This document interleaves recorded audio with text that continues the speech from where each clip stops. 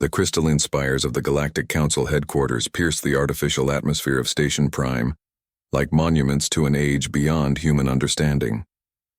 Ambassador David Torres stood at the observation deck of the diplomatic shuttle, watching as the massive structure grew larger through the viewport. The station itself dwarfed anything humanity had ever constructed, a hollow sphere the size of Earth's moon, housing the governing body that controlled 300,000 star systems across the galaxy. "First time seeing the council chambers?" asked Captain Rodriguez from the pilot's seat, her voice carrying a mix of awe and apprehension. "First time anyone from Earth has seen them," Torres replied, adjusting his formal diplomatic uniform.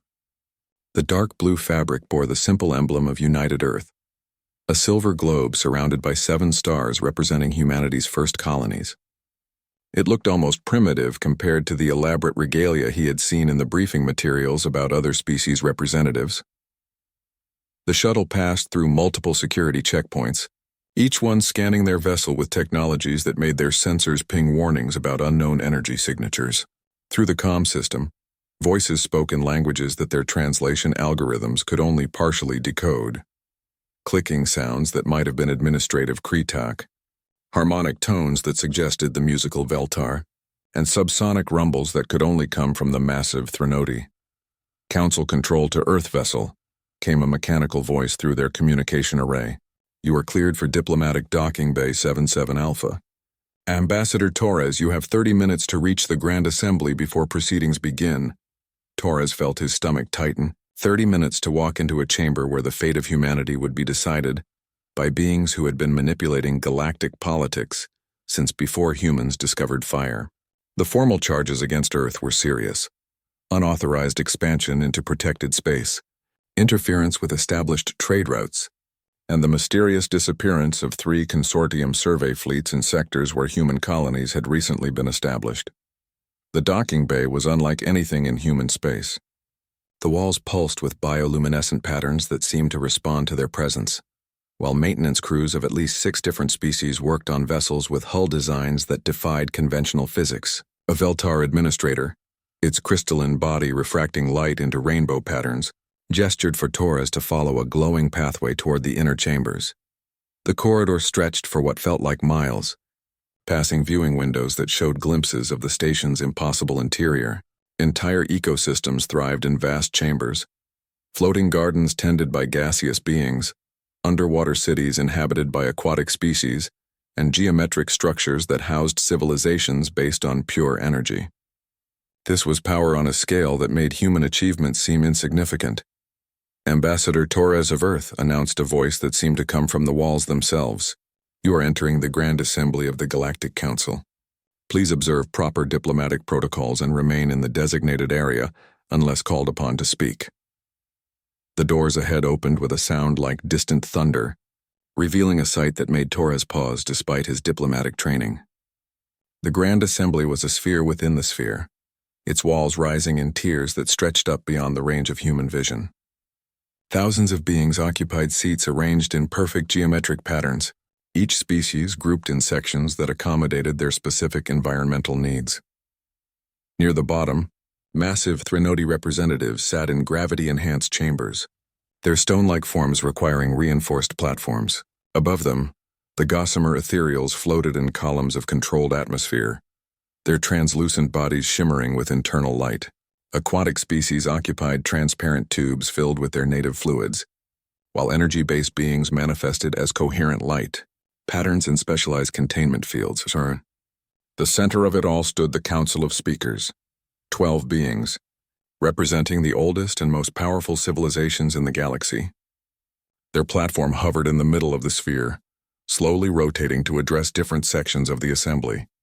Each speaker bore the weight of millions of worlds and trillions of lives under their governance.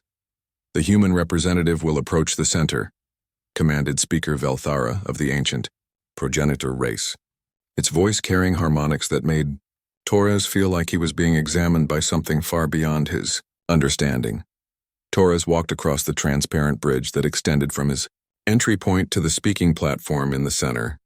Below him, the sphere continued downward for hundreds of meters, filled with more representatives than he could count. Above, the tiers rose until they disappeared into atmospheric haze.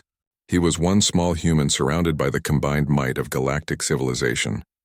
Earth stands accused of 17 violations of galactic law, announced Speaker Korath, a being whose metallic form shifted and flowed like liquid mercury. Your species has expanded beyond authorized boundaries, interfered with established civilizations, and demonstrated concerning military capabilities against Council survey missions. The charges hung in the air like a physical weight. Torres could feel thousands of alien eyes focused on him. Compound eyes, sensor clusters, electromagnetic perception organs, and forms of sight he couldn't even comprehend. They were waiting for his response, expecting him to plead for mercy or attempt to justify humanity's actions. Honored speakers, Torres began, his voice carrying clearly through the chamber's acoustic systems. I appreciate the opportunity to address these concerns. However, I believe there may be some misunderstandings about humanity's activities and intentions. A ripple of what might have been amusement passed through the assembled representatives. Speaker Drakfin of the hegemony, whose crystalline form pulsed with internal fire, leaned forward with obvious interest. Misunderstandings? The speaker inquired. Your species has established colonies in 14 systems claimed by other civilizations. Your vessels have been detected in restricted sectors. 3 of our survey fleets have vanished in areas of space where your expansion has been most aggressive. What misunderstanding could possibly explain such clear violations? Torres reached into his diplomatic case and withdrew a small data device, standard human technology that looked almost quaint compared to the advanced systems surrounding him. If I may present evidence that might clarify the situation. The data device projected a holographic display that showed a 3-dimensional map of local space. What it revealed made several of the speakers lean back in what Torres hoped was surprise rather than anger. The map showed not just human colonies, but a complex network of sensor arrays, communication relays, and observation posts that had been monitoring galactic activity for far longer than anyone had suspected. You see, Torres continued, his diplomatic training keeping his voice steady despite the magnitude of what he was revealing. Humanity has been aware of the Galactic Council's interest in our expansion for quite some time. We've been monitoring the survey fleets, the restricted sectors, and the discussions about what to do about the human problem that have been occurring in certain private council sessions. The silence that followed was unlike anything Torres had ever experienced. It was the silence of thousands of advanced beings, realizing that they had fundamentally misunderstood the species they were dealing with. The Grand Assembly had expected to judge a primitive civilization. Instead, they were discovering that humanity had been watching them in return. The question, Torres said, allowing a slight smile to cross his face, is whether the Council is interested in learning what else we've discovered about galactic politics during our observation period. The holographic display expanded, filling the space above the speaking platform with a detailed star chart that made several council speakers shift uncomfortably in their positions. The map showed human observation posts in sectors that were supposed to be secret, monitoring stations near restricted systems, and communication intercepts from private council channels that should have been impossible for any unauthorized species to access. This is fabricated, declared Speaker Zalmesh of the consortium, its segmented carapace clicking with agitation. No primitive species could have achieved such comprehensive surveillance without our detection systems identifying the intrusions. Torres allowed his smile to widen slightly. Speaker Zalmesh, I believe you're referring to the detection grid installed around your primary research facility in the Kepler trinary system, the one that was upgraded 6 months ago with new quantum sensors? He touched his data device and the display zoomed in on a specific location. You might be interested to know that the upgrade was performed by Stellar Dynamics Corporation, a company owned and operated entirely by human personnel using advanced identity modification techniques. The speaker's carapace went completely still, a sign of extreme shock among its species. Around the chamber, translator systems worked overtime as representatives began rapid conversations in their native languages. The implications were staggering. If humans had been operating within the consortium's most secure facilities, what other infiltrations had gone undetected? Impossible, rumbled Speaker Gorath of the Stone Throne Empire, its massive form causing small tremors in the platform as it leaned forward. Our genetic scanners are calibrated to detect any non-native biological signatures. No alien could pass our security protocols. Respectfully, Speaker Gorath, Torres replied, accessing another section of his display. Your security protocols are indeed very thorough. They successfully detected and rejected 47 attempted infiltrations by other galactic species over the past decade. However, they were designed based on known biological patterns from established civilizations. The display showed a detailed breakdown of genetic modification techniques that made several representatives gasp in recognition. Humanity's approach to biology is somewhat more flexible than most species. The holographic display shifted to show comparative biological data. Where other species had evolved along predictable paths, human genetic patterns showed signs of deliberate modification on a scale that suggested technology far beyond what the Council had attributed to Earth's civilization. Synthetic chromosomes, engineered cellular structures, and biological systems that could mimic the basic patterns of other species while maintaining human consciousness and intelligence. Your operatives, Torres continued, have been living and working within your societies for years. Not as infiltrators in the traditional sense, but as genuine contributors to your civilizations who happen to be human in origin. Dr. Elena Vasquez has been instrumental in advancing consortium stellar cartography for the past 3 years. Engineer Marcus Chen helped design the security upgrades for hegemony border stations. Researcher Anna Volkov has been studying ethereal energy manipulation techniques while serving in your scientific exchange program. Each name he mentioned caused visible reactions among the relevant delegations. The consortium's representatives began urgent internal communications, while the hegemony's crystalline forms flickered with patterns that indicated serious concern. The ethereal's light patterns shifted to frequencies that human equipment couldn't quite interpret, but their agitation was unmistakable. But the most interesting discovery, Torres said, pausing to let the chamber's atmosphere grow even more tense, came from our analysis of council voting patterns over the past 2 decades. The display changed again, showing a complex network diagram that mapped relationships between different council factions, voting blocks, and the flow of influence between various civilizations. What it revealed was a picture of galactic politics that was far more complex and manipulative than most representatives realized. The charges against humanity weren't developed in response to our recent expansion, Torres explained, his voice carrying clearly through the increasingly silent chamber. They were formulated 18 months ago, during a private meeting between the Primary Trade Council and the Military Coordination Committee. The goal was to create a legal framework for limiting human expansion before we became too established to contain. Easily, Speaker Velthera's ancient form shimmered with what might have been embarrassment or anger. These meetings are confidential council business.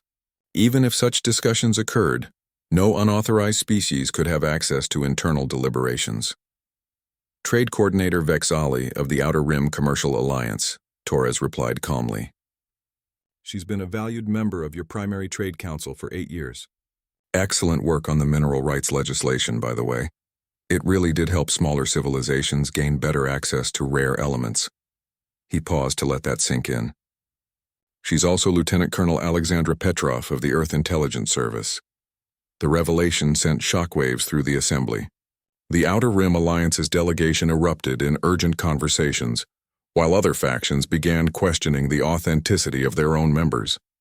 If humans had penetrated the Council's highest levels, how much of galactic politics had been influenced by Earth's agenda? This is a clear violation of Council law, declared Speaker Korath, its metallic form flowing into more aggressive configurations. Infiltration of government bodies is an act of war under galactic statutes. Actually, Torres said, consulting his data device with the casual manner of someone checking routine information, according to Council Statute 4847, subsection 12, intelligence gathering through legal employment and voluntary service is explicitly permitted for all Council member species. Since humanity applied for provisional membership status 14 years ago, an application that has been deliberately stalled in committee, we technically have the same intelligence rights as any other council species. The legal implications hit the assembly like a physical blow. If humanity's infiltration was technically legal under council law, then the charges against Earth became far more complex. More importantly, It meant that everything human operatives had discovered during their years of service was also legally obtained intelligence. The survey fleets, Torres continued, were not destroyed by human military action. They were investigating systems where human colonies had reported unusual energy signatures. When they attempted to establish forward bases in direct violation of first contact protocols, they encountered automated defense systems that had been put in place to protect developing civilizations. The mysterious disappearances were actually successful evacuations after their equipment was disabled. The display showed tactical recordings from the incidents, clearly demonstrating that human forces had gone to considerable effort to ensure no casualties while defending their territorial claims. The missing crews had been returned safely to Council space with their memories of human capabilities carefully edited to protect operational security. 17 violations of galactic law, Torres said, his tone shifting to something more serious. But we've identified over 40 violations of those same laws by Council members attempting to limit human expansion through illegal surveillance, territorial manipulation, and coordinated economic pressure. The chamber fell silent as the full scope of the situation became clear. Humanity hadn't simply been expanding into galactic space.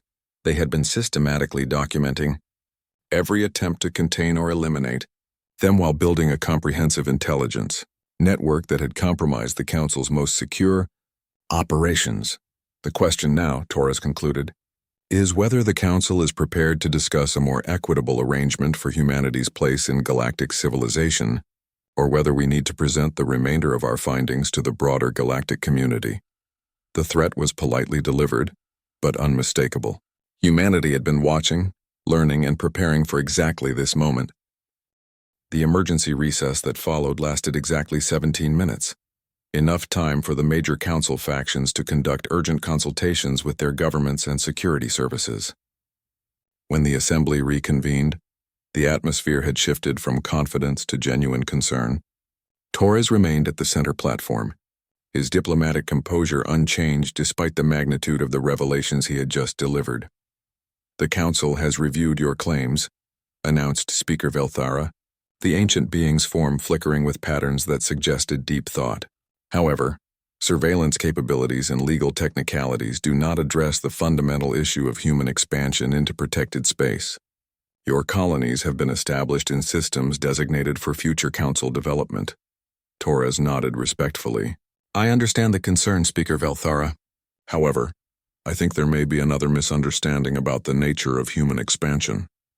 He activated his data device again, and the holographic display showed a new star chart focused on human-controlled space. Tell me, when Council surveys identified these systems for future development, what criteria were used? The display highlighted a dozen star systems, each one showing detailed planetary analysis data. Speaker Korath's metallic form shifted as it accessed Council records. Standard habitability assessments. Planetary composition suitable for Class M terraforming protocols. No existing indigenous life above Level 3 complexity. Strategic value for trade route establishment. Excellent analysis, Torres agreed. Now I'd like to show you the same systems from humanity's perspective. The display shifted, revealing a completely different picture. Where Council surveys had shown empty worlds suitable for terraforming, human analysis revealed complex ecosystems that had been missed by conventional scanning methods. Kepler 442b, designated by the Council as a prime terraforming candidate, Torres explained, highlighting one specific world. Your surveys detected no significant life signs because they used standard electromagnetic and biochemical scanning protocols. Human surveys detected 17 distinct forms of silicon-based microorganisms that form the foundation of a complex underground ecosystem. Terraforming would have constituted ecological genocide on a planetary scale. The revelation sent shocked whispers through the assembly. The Council prided itself on protecting developing civilizations. Yet their own expansion protocols had been systematically missing entire categories of life due to the limitations of their scanning technologies. How is this possible? Demanded Speaker Zalmesh. Council survey methods have been refined over thousands of years. They represent the combined scientific knowledge of dozens of advanced civilizations. That's precisely the problem, Torres replied, his tone taking on an educational quality. Council science is based on consensus. the averaging of knowledge from many different species to create standardized protocols. Human science is based on deviation, deliberately seeking out anomalies and exceptions that other approaches might miss. The display showed comparative analysis data that made several scientific delegations lean forward with intense interest. Human research methodologies were wildly unconventional by galactic standards, combining approaches that seemed contradictory but produced results that no single species had achieved independently. More concerning, Torres continued, is what we discovered about the protected systems themselves. The star chart zoomed out to show a broader view of galactic space, with different colored markers indicating various levels of council protection and development status. 47 systems currently designated as protected contain technological artifacts that predate all known galactic civilizations. The silence that followed was absolute. Even the constant background hum of the station's system seemed to fade as the implications sank in. Archaeological sites of sufficient importance could rewrite galactic history, and the Council had been planning to destroy them through terraforming operations. These discoveries, Torres explained, required immediate protection while proper research could be conducted. Human colonies weren't established to claim territory. They were established to preserve these sites until the galactic archaeological community could properly study them. Speaker Drakvan's crystalline form pulsed with rapid color changes that indicated extreme agitation. Such discoveries must be reported to the Council immediately. No single species has the authority to make preservation decisions unilaterally. Under normal circumstances, I would agree, Torres replied. However, our analysis of Council voting records suggested that archaeological preservation requests have a historically poor success rate when they conflict with economic development interests, particularly when the requesting species isn't a full Council member. The diplomatic accusation was carefully phrased, but its meaning was clear. Humanity had discovered evidence that the Council's preservation protocols were influenced more by political and economic considerations than scientific importance. Rather than risk losing irreplaceable archaeological sites to bureaucratic processes, they had taken direct action to protect them. The survey fleets, Torres continued, were attempting to establish development infrastructure in 3 of these protected archaeological zones. Our defensive response was calibrated to disable their equipment while preserving all personnel. No lives were lost, and the crews were returned safely to Council space with modified memories to protect the security of the preservation sites. The display showed detailed recordings of the encounters, demonstrating human military capabilities that shocked the assembled representatives. The technology being used was clearly far in advance of what the Council had attributed to humanity. But more importantly, it had been used with surgical precision to achieve specific objectives without causing casualties. Your military capabilities, observed Speaker Gorath, appear to exceed our intelligence estimates by several orders of magnitude. How has your species achieved such rapid technological advancement? Torres smiled, and for the first time since entering the chamber he seemed genuinely pleased with the question. That brings us to the most important aspect of this situation. Humanity's technological development hasn't been happening in isolation. The display changed to show a complex network diagram, mapping scientific collaboration between human researchers and members of various galactic civilizations. The connections were extensive, showing joint research projects, technology exchanges, and collaborative developments that had been occurring under the Council's collective awareness threshold. Dr. Elena Vasquez's work with Consortium Stellar Cartography, Torres explained, led to breakthrough developments in gravitational wave detection that improved both human and consortium navigation systems. Engineer Marcus Chen's security system designs incorporated hegemony crystalline computing principles that enhanced both species' defensive capabilities. Researcher Anna Volkov's studies with the ethereals produced advances in energy manipulation that benefit all 3 civilizations. The network diagram revealed the true scope of human integration into galactic scientific communities.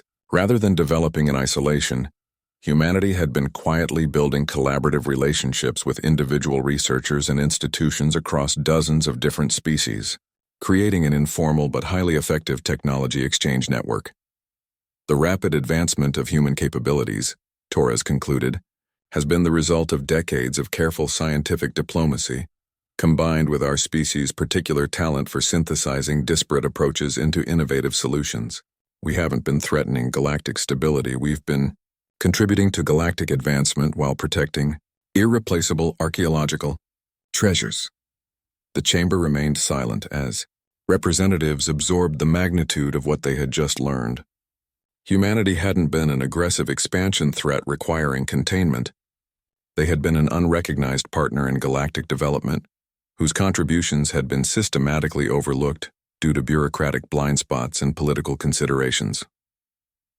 "The question," Torres said, his voice carrying to every corner of the vast chamber, "is whether the Council is prepared to acknowledge these contributions and work toward a more collaborative relationship, or whether we need to continue operating through unofficial channels to protect galactic heritage and advance scientific knowledge." The choice was now the Council's to make. The second emergency recess lasted 43 minutes, during which urgent communications flowed between the Council chamber and governments across the galaxy. When the Assembly reconvened, the composition of the speaking platform had changed. Additional speakers had joined the original 12, representing military commands, intelligence services, and archaeological councils that had previously been content to observe from the periphery. "Ambassador Torres," began Speaker Velthara, its ancient voice carrying new undertones of respect mixed with wariness, "the Council has conducted preliminary verification of your claims regarding archaeological preservation. Our initial findings suggest that your species' actions may indeed have prevented significant cultural losses." Torres inclined his head politely. "Thank you for your consideration, Speaker Velthara. However, I suspect that archaeological preservation is not the primary concern of the additional Council representatives who have joined us." Military Coordinator Tekval, a being whose armored carapace bore the scars of conflicts across multiple star systems, leaned forward with obvious intensity. "The defensive capabilities demonstrated by human forces exceed our threat assessment models.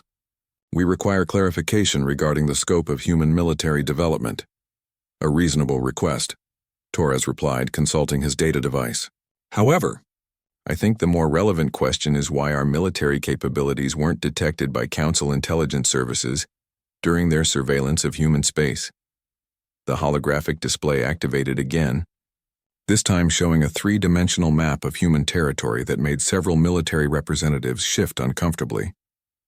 The map revealed not the scattered colonies the Council intelligence had documented, but a sophisticated network of interconnected systems with defensive capabilities that had been completely invisible to conventional scanning methods. "Council, surveillance has been monitoring human expansion for approximately 8 years, Torres explained, highlighting specific observation posts and intelligence gathering stations. "During that time, your services documented 12 colonial settlements, 17 mining operations, and 6 research stations, all of which were exactly what they appeared to be." The display zoomed in on one of the documented human colonies, showing a typical settlement with agricultural areas, residential zones, and basic industrial facilities. Then the image shifted, revealing the same location through different scanning methods that exposed underground facilities, hidden manufacturing complexes, and defensive installations that had been constructed using materials and techniques that rendered them undetectable to standard Council sensors. "What you were seeing," Torres continued, "was the civilian infrastructure we wanted you to see. The actual scope of human development in these systems is considerably more extensive." Military Coordinator Tekval's carapace plates shifted in what amounted to a defensive posture among its species. "You constructed military installations specifically to avoid detection by Council surveillance?" "We constructed research and development facilities," Torres corrected politely. "The fact that they weren't detected by your surveillance says more about the limitations of Council intelligence gathering than it does about human deception. We simply applied the same principles that make our archaeological detection methods more effective than standard protocols." The display showed comparative analysis of Council and human detection technologies. Where Council methods relied on standardized approaches optimized for known signatures, human methods used adaptive scanning techniques that looked for anomalies and patterns that might indicate hidden activity. The concern, interjected Intelligence Director Varkos, a being whose mental emanations could be felt even by non-telepathic species, is that human technological development appears to be proceeding at rates that violate known physical constraints. Such advancement typically requires resources on a stellar scale. Torres smiled, and the expression carried implications that made several representatives exchange worried glances. Director Varkos, that brings us to perhaps the most important revelation of this entire discussion. The holographic display expanded dramatically, showing not just human colonial space but a much broader region of the galaxy. What it revealed sent shockwaves through the assembly. Human activity signatures extended far beyond the documented colonies, reaching into sectors that the Council had assumed were empty, space or under the control of other civilizations. Humanity has been active in galactic space for considerably longer than Council records indicate, Torres explained. The colonies you've been monitoring represent less than 15% of actual human settlement and development. The silence that followed was profound.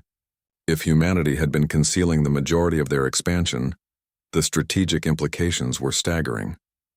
They weren't a minor species seeking accommodation. Within galactic civilization, they were a major power that had been operating below the Council's awareness threshold.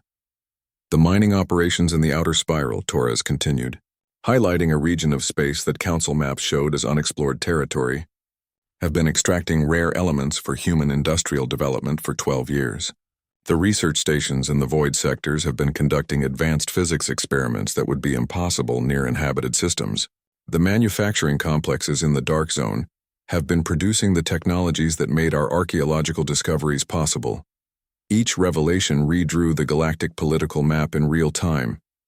Regions that the Council had considered strategic assets or future development areas were revealed to be already under human influence. More alarming, many of these installations were positioned at critical points that could influence trade routes, communication networks, and military movements across vast areas of space. Why reveal this now?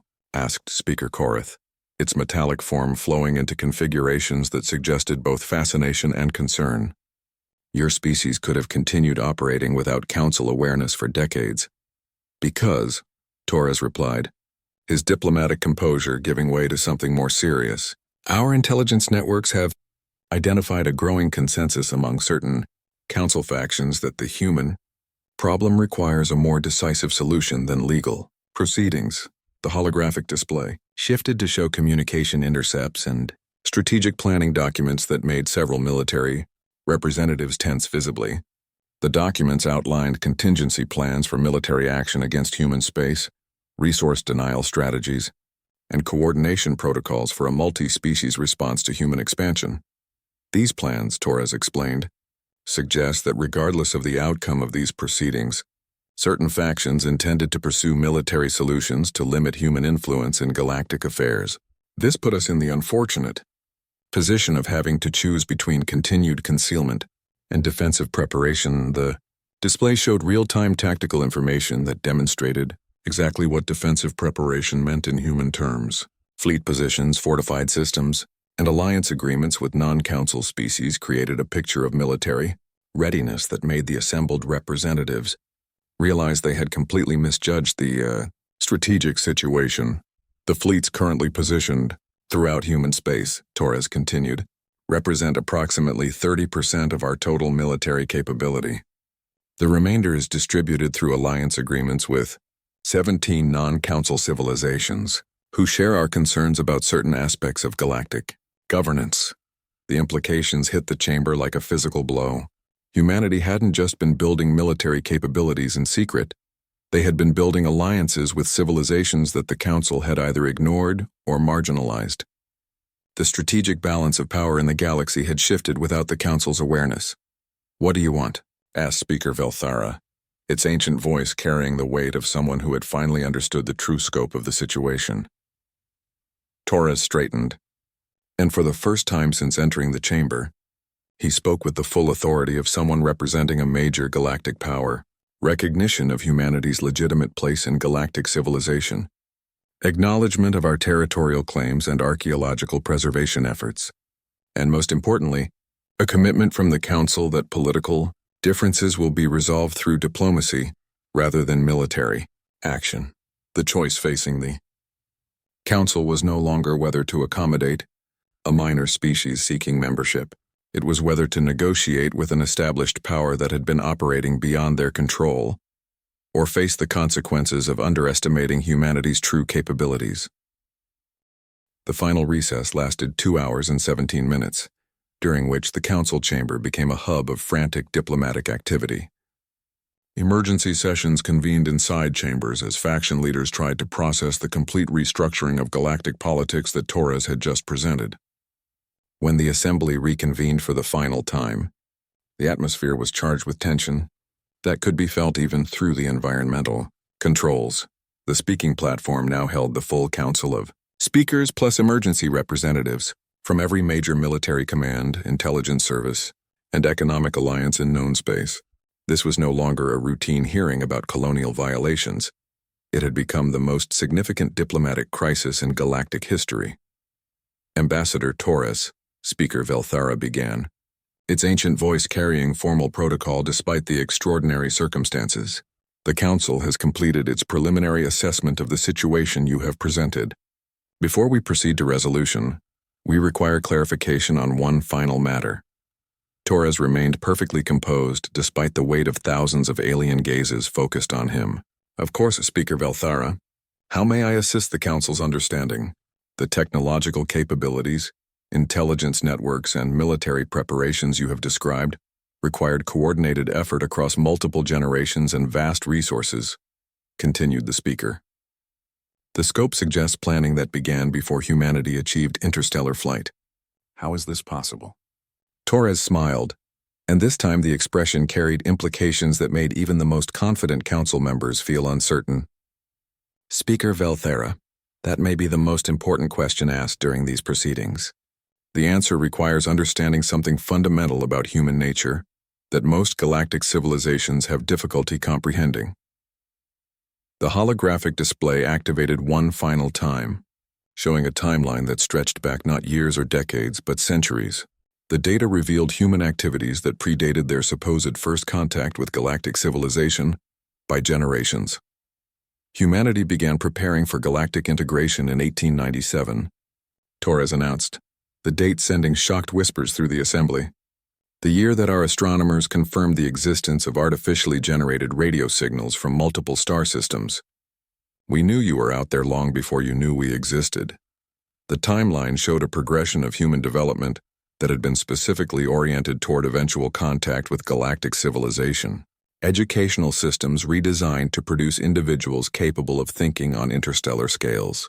Scientific research focused on technologies that would be necessary for galactic integration. Cultural preparations designed to help humanity maintain its identity while adapting to cosmic diversity. Every human child for the past 6 generations has been educated with the understanding that they were preparing for galactic citizenship, Torres explained. Our expansion into space wasn't driven by population, pressure, or resource needs. It was a deliberate preparation for the challenges we knew we would eventually face. The revelation reframed everything the Council thought they understood about human civilization. This wasn't a species that had stumbled into galactic politics through rapid development. This was a civilization that had been systematically preparing for galactic integration for over a century before achieving interstellar flight. The archaeological preservation efforts, the intelligence networks, the technological developments, Torres continued, were all part of a comprehensive strategy designed to ensure that humanity could contribute meaningfully to galactic civilization while protecting our core interests and values. Military coordinator. Tekval's armored plates shifted in patterns that indicated deep consideration. Such long-term planning suggests strategic thinking on scales that exceed most civilizations' capabilities. What assurance can you provide that human goals align with galactic stability? An excellent question, Torres replied, activating a new section of his display. Coordinator Tekval, I'd like to present our analysis of galactic civilization's current trajectory. The holographic display showed a complex model of galactic politics, economics, and social development that revealed patterns most council members had never considered. Resource depletion in core systems, cultural stagnation among established civilizations, and technological plateaus that suggested galactic advancement had slowed significantly over the past millennium. Galactic civilization is experiencing systemic decline, Torres announced, the words hitting the assembly like a physical blow. Expansion has slowed, innovation has decreased, and political structures have become increasingly rigid. Without significant changes, current trends suggest civilizational stagnation within 3 centuries. The data was undeniable, drawn from the Council's own records and presented with analytical precision that demonstrated deep understanding of galactic affairs. Several economic representatives began urgent consultations as they recognized the accuracy of the projections. Humanity's contributions to galactic science, our archaeological preservation efforts, and our alliance building with marginalized civilizations, Torres continued, represent attempts to address these systemic issues. We're not seeking to dominate galactic civilization. We're trying to revitalize it. The display showed human influence networks throughout the galaxy, revealing a pattern of activity focused on promoting innovation, preserving cultural heritage, and fostering cooperation between different species. Rather than the aggressive expansion the Council had feared, humanity had been working to strengthen galactic civilization from within. The choice facing the Council, Torres said, his voice carrying the authority of someone who had fundamentally altered the terms of galactic politics, is whether to embrace the changes necessary for continued civilizational advancement, or attempt to maintain systems that are demonstrably failing. Speaker Drakvan's crystalline form pulsed with rapid color changes. You're suggesting that the Council modify fundamental structures that have maintained galactic peace for millennia. I'm suggesting that the Council acknowledge reality, Torres replied firmly. The structures that maintain peace for millennia are no longer adequate for the challenges facing galactic civilization. Adaptation is not optional. It's survival. The silence that followed was broken by Intelligence Director Varkos, whose mental emanations carried unprecedented uncertainty. What happens if the Council chooses to maintain existing structures? Torres consulted his data device one final time, and the holographic display showed real-time strategic information that made every military representative in the chamber realize the true scope of humanity's preparations. Fleet positions, alliance agreements, and resource control networks revealed that humanity and their non-Council allies controlled enough strategic assets to significantly influence galactic politics regardless of Council decisions. Director Varkos, Torres said quietly, humanity spent over a century preparing for galactic integration. We're committed to contributing to galactic civilization. The question is whether that contribution occurs within Council structures or outside them. The threat was diplomatically phrased but unmistakable. Humanity had achieved sufficient power and influence to operate independently of the Council if necessary. They preferred cooperation, but they were prepared for conflict. What are your terms? Asked Speaker Velthera, the ancient being's voice carrying the resignation of someone who had recognized an inevitable conclusion. Full Council membership for humanity with territorial recognition of our current holdings, Torres replied promptly. Formal acknowledgement of our archaeological preservation authority in designated systems. Establishment of joint committees for addressing galactic development challenges, and modification of Council voting procedures to include input from non-member civilizations. The terms were extensive but reasonable, representing partnership rather than domination. More importantly, they offered the Council a path forward that maintained their authority while acknowledging the new realities of galactic politics. The Council will consider these terms, Speaker Velthara announced formally. These proceedings are recessed pending deliberation. As Torres left the chamber, he knew that humanity had achieved something unprecedented in galactic history. They had forced the Council to negotiate as equals not through conquest or destruction, but through patient preparation and strategic positioning that demonstrated their indispensable value to galactic civilization. The galaxy would never underestimate humanity again.